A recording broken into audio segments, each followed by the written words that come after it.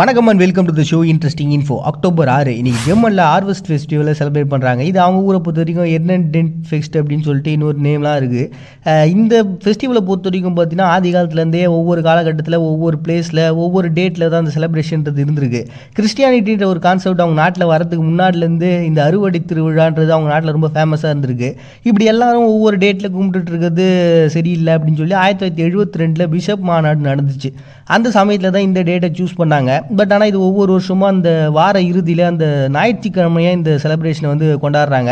அப்படி நமக்கு இந்த பூமியிலேருந்து விளைவிச்சு வரக்கூடிய அந்த பழங்களும் காய்கறிகள் தான் நம்மளுடைய வாழ்க்கை ஓடின்னு இருக்குது. ஸோ இதை தரக்கூடிய அந்த இயற்கையை நம்ம கொண்டாடுறது அவசியம்னு சொல்லிட்டு அதற்கு நன்றி செலுத்தக்கூடிய ஒரு நாளை தான் பார்த்தீங்கன்னா ஜெர்மனில் இன்றைக்கி ஹார்வெஸ்ட் ஃபெஸ்டிவல் செலிப்ரேட் பண்ணுறாங்க அக்டோபர் 6. நெக்ஸ்ட் இன்றைக்கி anniversary of the Cuban bombing in Cuba அப்படின்னு சொல்லிட்டு ஒரு டேவை அனுசரிக்கிறாங்க. இந்த கியூபாவை பொறுத்த வரைக்கும் பார்த்தீங்கன்னா இந்த ஃபிடல் காஸ்ட்ரோ இவங்களுடைய அந்த புரட்சிகள்லாம் நடந்தது. அதை பற்றிலாம் நம்ம மோஸ்ட்லி ஓரளவு நம்ம எல்லாருக்குமே அது என்னன்றது தெரியலனாலும் அந்த பேர்கள்லாம் நமக்கு தெரியும். அப்படிப்பட்டவங்களுக்கு எதிராக ஒரு குழுக்கள் இருந்திருக்கு. அந்த குழுக்களால் ஒரு குறி வச்சு தாக்கப்பட்ட ஒரு தாக்குதல் தான் இது. பார்பிடாஸ்லேருந்து ஜமைக்காவுக்கு ஃப்ளைட்டு ஒன்று போயிருக்கு 455 அப்படின்னு சொல்லிட்டு. அந்த ஃப்ளைட்டில் 2 குண்டுகளை வச்சுருக்கிறாங்க. இது 1976 நடந்த ஒரு சம்பவம். கிட்டத்தட்ட 73 பேர் அந்த வெடி விபத்தில் இறந்து போனாங்க. அதுக்கப்புறம் இதை பற்றியான இதெல்லாம் போச்சு, யார் இதை பண்ணாங்க அப்படின்னு சொல்லிட்டு அதை பற்றின தேடுதல்ன்ட்டு நிறைய போச்சு. ஒரு கட்டத்துக்கு அப்புறம் கியூபா என்ன பண்ணாங்கன்னா இது முழுக்க அமெரிக்காவுடைய சப்போர்ட்டில் நடந்த ஒரு சதி தான் அப்படின்னு சொல்லிட்டு அதுக்கு எதிர்ப்புலாம் தெரிவித்தாங்க. அதேமாதிரி அவங்க நாட்டில் இருக்கக்கூடிய ரஃபேல் டிசிஜூஸ் குட்ரெல் அப்படின்ற ஒரு பர்சன், இவர் வந்து உளவுத்துறையில் இருக்கிறாரு. அவர் ஒரு உளவாளியாக செயல்பட்டுருக்காரு அப்படின்னு சொல்லிட்டு. ஏன்னா இந்த இன்ஃபர்மேஷன்லாம் 3 மாதத்துக்கு முன்னாடியே வந்திருக்கா. இந்த மாதிரி பண்ண போகிறாங்க, தாக்குதல் நடத்த போகிறாங்க, இந்த ஃபிடல் காஸ்ட்ரோக்கு ஆப்போசிட்டாக இருக்கக்கூடிய கேங் இதெல்லாம் பண்ணிகிட்டு இருக்காங்கன்ட்டு. பட் ஆனால் இதை பற்றி அவர் கண்டுக்காமல் இருந்திருக்காருன்னு போது அவர் மேலே ஒரு சந்தேகம் வந்துச்சு. அதுக்கப்புறம் ஏகப்பட்ட பேர் கைது பண்ணாங்க. அதில் ஒருத்தர் பார்த்தீங்கன்னா அமெரிக்காவுக்கு இங்கே போயிருக்காரு. அங்கே நாங்கள் அதெல்லாம் பண்ணலை அப்படின்ற மாதிரி சொல்கிற மாதிரி அமெரிக்கா என்ன பண்ணாங்க, அவரை பிடிச்சி ஜெயிலில் போட்டாங்க. ஆனால் கொஞ்ச நாள் அவர் விடுதலையும் பண்ணிட்டாங்க. ஸோ இப்படி அரசியல் ரீதியான நிறைய கான்செப்ட்லாம் அங்கே போச்சுங்க. பட் ஆனால் இந்த 1976 நடந்த இந்த குண்டுவெடிப்பில் கிட்டத்தட்ட 73 பேர் இறந்து போயிருந்தாங்க.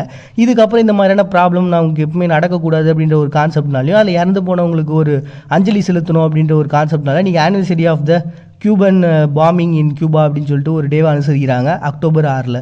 நெக்ஸ்ட் இன்றைக்கி memorial day for the merits of Arad in ஹங்கேரின்னு சொல்லி ஒரு டேவை அனுசரிக்கிறாங்க ஹங்கேரியில். ஹங்கேரியை பொறுத்த வரைக்கும் அவங்க நாட்டில் ஒரு ஆஸ்திரியா ரஷ்யா இவங்களுடைய ஒரு கூட்டமைப்பில் தான் பார்த்தீங்கன்னா ஒரு அடக்குமுறைன்றது ஹங்கேரியில் இருந்தது. இதுக்கு எதிர்ப்பு தெரிவித்து நிறைய பேர் அங்கங்கே சின்ன சின்ன போராட்டங்கள் பண்ணியிருந்தாங்க. ஆனால் முறையாக பார்த்தீங்கன்னா இந்த பத்திரிகை கூட ஒரு சுதந்திரத்தை கொடுக்க மாட்டீங்களேன்னு சொல்லி எல்லாரும் சேர்ந்து போராட்டம் பண்ண அதுக்கு அவங்க உரிமையும் கொடுத்தாங்க. அதை தொடர்ந்து பார்த்தீங்கன்னா அவங்க இது சுதந்திரத்துக்கான ஒரு வேர் தான் அப்படின்னு சொல்லி அதை இன்னும் போராட்டத்தினுடைய அடுத்த கட்டத்துக்கு கொண்டு போகிறாங்க. இதை பார்த்துட்டு இருந்த ஆஸ்திரியா ரஷ்யாவினுடைய சப்போர்ட் மூலமாக அவங்கள ஃபுல்லாக ஸ்டாப் பண்ணிட்டாங்க. அப்படி ஸ்டாப் பண்ணதுக்கான ஒரு முக்கியமான ஒரு காரணம் பார்த்தீங்கன்னா இவங்க அப்படியே வளர்ந்து வந்துட்டாங்கன்னா எப்படி நம்ம கிட்ட சுதந்திரத்தை வாங்கிடுவாங்கன்னு சொல்லிட்டு முக்கியமான தலைவர்கள் இதில் யாரெல்லாம் போராட்டம் பண்ணுறாங்களோ அவங்களாம் பிடிச்சி தூக்கில் போடுங்கன்னு சொல்லி முடிவு பண்ணாங்க. அதில் ஒரு 13 தலைவர்களை தூக்கில் போட்டாங்க. அப்படி தூக்கில் போடப்பட்ட நாள் தான் பார்த்தீங்கன்னா இந்த நாள். அப்படி அவங்களுக்காக நம்மளுடைய சுதந்திரம் நீ கிடச்சிருக்குன்னா அது காரணம் அவங்களோட உயிர் தான், அவங்க உயிரை விட்டது தான் அப்படின்னு சொல்லி அவங்களுக்காக ஒரு டேவை அனுசரிக்கணும்னு சொல்லி memorial day for the merits of Arad அப்படின்னு சொல்லிட்டு ஹங்கேரியில் ஒரு டே அனுசரிக்கிறாங்க அக்டோபர் 6. நெக்ஸ்ட் இன்றைக்கி வெட்டினரி மெடிசன் டேவை ஈரான் செலிப்ரேட் பண்ணுறாங்க. ஈரானை பொறுத்த வரைக்கும் அங்கே இஸ்லாம் வரதுக்கு முன்னாடி ஜொராஸ்ட்ரம்ன்ற ஒரு மதம் இருந்தது அப்படின்னு சொல்லிட்டு அதை பற்றி நம்ம பார்த்துருப்போம். அந்த மதத்தினுடைய கான்செப்ட் படி பார்த்தீங்கன்னா ஹரா மசாத் அப்படின்னு சொல்லிட்டு ஒரு கடவுள், இவர் தான் வந்து இந்த உலகத்தை உருவாக்குனார்னு சொல்லிட்டு அந்த மதத்தினுடைய கான்செப்ட் இருக்குது. அதுலேயும் முக்கியமாக பார்த்தீங்கன்னா அந்த விலங்குகள், நெருப்பு, உலோகம், பூமி, தண்ணி, செடி கொடிகள்னு சொல்லிட்டு 6 விதமான விஷயங்களை அவர் உருவாக்கிட்டு போனார் அப்படின்ற ஒரு கான்செப்ட் இருக்குது. அதில் இந்த விலங்குகளுக்கான ஒரு டேவாக பார்த்தீங்கன்னா இந்த மெஹர் மாதத்தில் 14வது நாள் அதுக்காக அர்ப்பணிக்கப்பட்ட ஒரு நாளாக இருக்குது. அந்த நாளை வந்து சூஸ் பண்ணியிருக்கிறாங்க. இதுக்கு யார் காரணம்னு பார்த்தீங்கன்னா டாக்டர் அசன் தாஜ் சவேல் அப்படின்ற ஒரு பர்சன் என்ன பண்ணியிருக்காங்க, இந்த மாதிரி ஒரு இம்பார்ட்டண்டான ஒரு டே இருக்குது, நம்ம அனிமல்ஸ்க்காக ஒரு முக்கியத்துவத்தை கொடுத்தாகணும். ஏன்னா இன்றைக்கி நம்ம அதோட ஒன்றி தான் ஒரு வாழ்க்கையை வாழ்ந்துட்டுருக்கோம் அப்படின்னும் பொழுது அதனுடைய ஹெல்த்துன்றது ரொம்ப இம்பார்ட்டன்ட் இல்லை அப்படின்னு சொல்லிட்டு முன் வச்சார். 1990 பார்த்தீங்கன்னா அதுக்கு ஈரானுடைய அரசும் ஒரு ஆதரவு தெரிவித்தாங்க. இந்த மெடிசன் அப்படின்ற கான்செப்ட், அதுவும் கால்நடைகளுக்கான மெடிசன்றது பார்த்தீங்கன்னா சசானியா பேரரசுன்னு சொல்லிட்டு 2ஆம் நூற்றாண்டில் இவங்க இருந்த சமயத்தில் பார்த்தீங்கன்னா அதுக்கு முக்கியத்துவம் கொடுத்துருக்காங்க. நிறைய மூலிகைகள்லாம் இருந்திருக்கு. அப்போவே பார்த்தீங்கன்னா இந்த வெட்டினரி, அதாவது இந்த கால்நடைகளுக்கு அறுவை சிகிச்சைகள்லாம் அவங்க பண்ணியிருக்காங்களாம். இப்படிப்பட்ட கான்செப்ட்லாம் இருக்க ஒரு பக்கம் அந்த மதத்தினுடைய கான்செப்ட், இன்னொரு பக்கம் அந்த கால்நடைகளோட ஹெல்த் அப்படின்றது இம்பார்ட்டன்ட் சொல்லி ரெண்டுத்தையும் ஒன்றா சேர்த்து அதுக்காக ஒரு டே உருவாக்கி இன்றைக்கி வெட்டினரி மெடிசன் டே அப்படின்னு சொல்லிட்டு ஈரானில் ஒரு டே அனுசரிக்கிறாங்க அக்டோபர் 6. நெக்ஸ்ட் நீங்கள் ஆர்ம்டு ஃபோர்ஸ் டேவை எகிப்து செலிப்ரேட் பண்ணுறாங்க. இதுக்கு ரொம்ப முக்கியமான காரணம் இருக்குதுங்க. இவங்களுடைய அந்த பிளேஸ் எல்லாம் பார்த்தீங்கன்னா இஸ்ரேல் பிடிச்சி வச்சுருந்தாங்க. 1973 எகிப்தும் சிரியாவும் ஒன்றா சேர்ந்து அவங்களுடைய இராணுவ படைகள்லாம் போயிட்டு இஸ்ரேலை தாக்குதலை நடத்த ஆரம்பித்தாங்க. ஒரு சடனான ஒரு தாக்குதலாக தான் இருந்தது. சூயஸ் கனாலை எப்படியும் இவங்க கைப்பற்றிட்டாங்க. அதை தொடர்ந்து அந்த வாருன்றது போது. பட் ஆனால் அதில் ஒரு பெரிய தோல்வியை தான் இவங்க பார்த்தாங்க.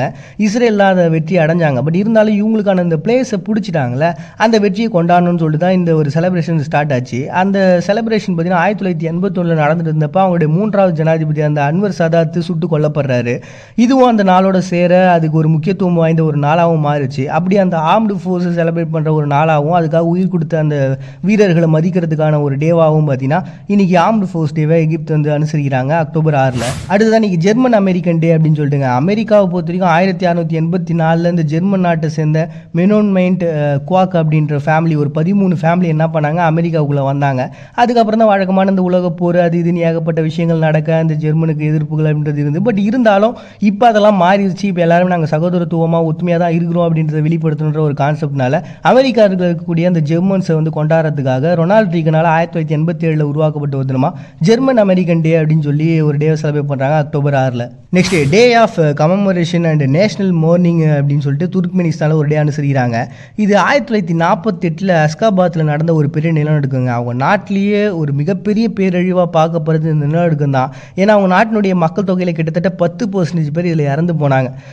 இப்படி ஒரு விஷயம் ஒரு பக்கம் இருக்குது. 1881 பார்த்தீங்கன்னா ஜியோடெக்ட் அப்படின்ற ஒரு கோட்டையை வந்து ஒரு பெரிய தாக்குதல் நடந்தது. அந்த தாக்குதல் உயிரிழந்தவங்களுக்காகவும் இந்த டேட் வந்து அனுசரிக்கப்பட்டு மேஜராக பார்த்தீங்கன்னா அந்த நிலநடுக்கத்தினுடைய பாதிப்பு அதில் இறந்து போனவங்களுக்காக உருவாக்கப்பட்ட ஒரு தினமாக தான் day of commemoration and national mourning day அப்படின்னு சொல்லிட்டு துர்க்மெனிஸ்தானில் ஒரு டே அனுசரிக்கிறாங்க அக்டோபர் 6. எங்கள் கூட்டம் தான் சிறந்தது, நாங்கள் தான் உயர்ந்தவர்கள்னு கோஷமிடுற அந்த கூட்டங்கள் என்ன பண்ணுங்கள், உங்களுடைய வரலாறையும் நீங்கள் எதிர்க்கவங்களுடைய வரலாறையும் முழுசாக முடிஞ்ச வரைக்கும் படிக்க ட்ரை பண்ணுங்கள். ஏன்னா உங்களுடைய அடையாளங்கிறது எந்த அளவுக்கு பொய்யானதுன்னு உங்களுக்கு புரியும். மறுபடியும் நாளைக்கு சந்திக்கிறது கூட்டத்தை விடைபெறுது. நான் உங்கள் பாண்டிய நீங்கள் பார்த்துருக்கீங்க. இந்த நிகழ்ச்சி இன்ட்ரெஸ்டிங் இன்ஃபோ.